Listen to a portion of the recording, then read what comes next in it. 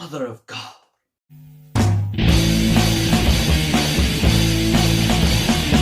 What is up everyone, Movie Wayne back again with another review, and this is going to be for Line of Duty Series 6, and this is written by Jed Mercurio and stars Adrian Dunbar, Martin Compston and Vicky McClure. Now I know I've been talking spoilers in my episodic reviews, but I'm going to try and keep this full series review as spoiler free as possible. So let's get into it.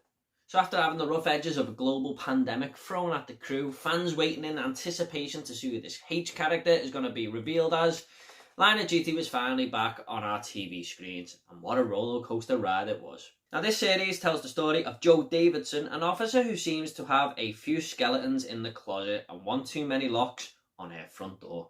That's what I like about this show. Each series, if not all, has introduced a new character and builds the story around them. We've had Tony Gates, Lindsay Denton, Roz Huntley, John Corbett, and now we've got Joe Davidson played by Kelly MacDonald, and I thought she was one of the more interesting characters from that bunch in all honesty, because not only is she played so well by MacDonald, but she has a more interesting backstory compared to them, and there's a lot more to process in your mind about her as the show goes on.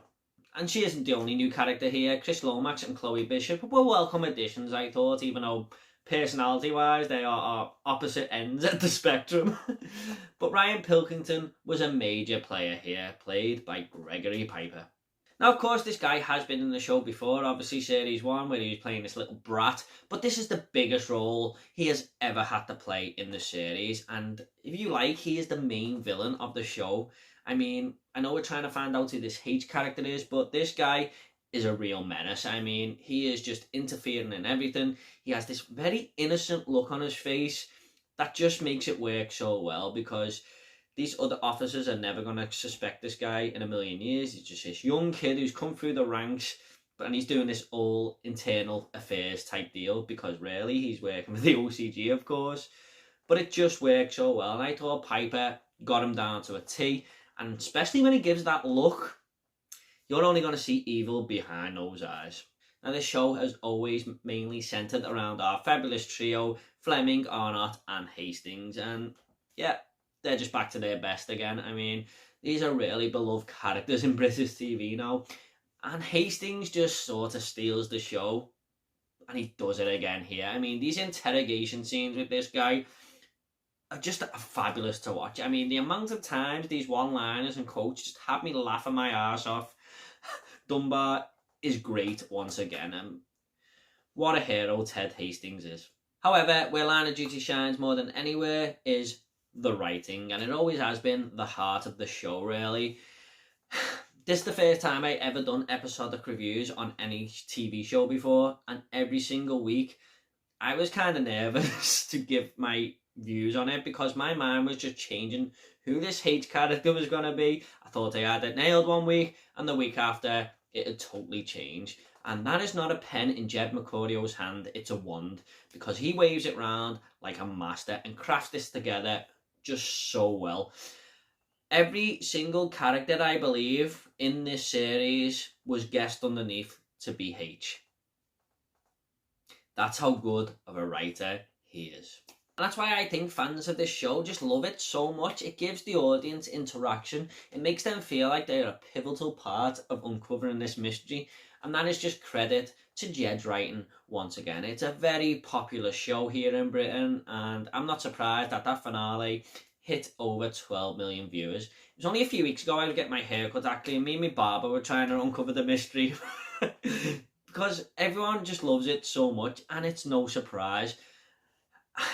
I'm going to be honest with you lot now. I binge watched this 2 years ago, and it was the first time I watched it. This is the first time I've ever watched Line of Duty on a week-to-week basis, and it was a totally different experience for me, because it is perfect to binge watch. But when you watch it like this, a week is a very, very long time throughout this series. Speaking of the cliffhangers there's even some of these thrown into the middle of the episodes. I mean, take the interrogation scenes, for example.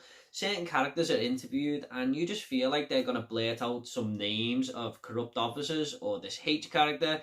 And I was honestly off my seat saying, just say the damn name. The anticipation is like nothing else at times. It really isn't. Now, this show is known also for some epic scenes. Now, let's take Doc Cotton's interrogation scene in Series 3. That's probably one of the best episodes of TV I have ever seen, and an explosive last 10 minutes. And here you get all the high-speed pursuits, the shootouts, there's even an attempted drowning in a lake.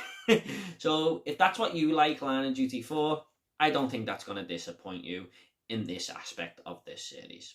Now, I am one for judging a series when it's ended, and looking back, I do feel like episodes 2 and 3 could have improved this series a lot more if a lot more thought went into it, because they felt like very much the same episode. We were even left on the same cliffhanger, and episode 7 felt like it had a lot of explaining to do, and there was still one or two loose ends there, I feel. Unless Jed's full intention is to do a Series 7, which wouldn't surprise me, I just feel like he could have moved this story along a little bit better earlier on. But taking that away from him, like I said, he is a masterful writer. But there was just a tiny bit room for improvement here, I thought. Now, this isn't really a negative, because Line of Duty is one big thing on its own, but I do feel like Series 6 was one of the more confusing series, because there's a lot of callbacks to Series 1, and if you don't have a great memory, you might get confused along the way, because you have to listen to every single detail, and it goes back to characters that were in there for small amounts of time and stuff, so you've just got to be on it. So that's just a little heads up there. Also, the big ending to this show, the big unveiling, has left a lot of people with disappointment and feeling very underwhelmed. For me personally, it wasn't a problem, but I can see why people didn't like this ending whatsoever. But I thought it wrapped up nicely, just apart from them loose ends I was talking about before.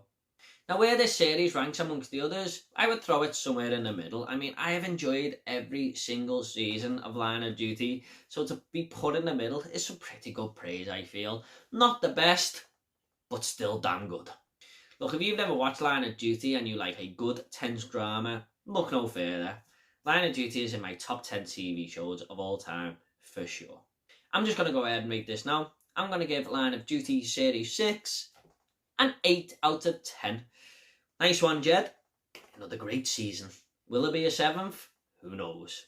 Okay, at the end of these reviews, I always like to leave a little fun fact. Now, fun fact for Line of Duty is that the cast never know the outcome of what's going to happen. They are given half the script and then the other half at a later date. So it's even a surprise to them when they read the ending of the series finale. Okay guys, I hope you all enjoyed this review. If you want to subscribe, it's up to yourself. We've got a lot more reviews coming, lots more videos, and if you want to comment about Line of Duty, leave it down below and I'll try and get back to every single one of you, I promise. Take it all easy guys. I'll see you all in the next video.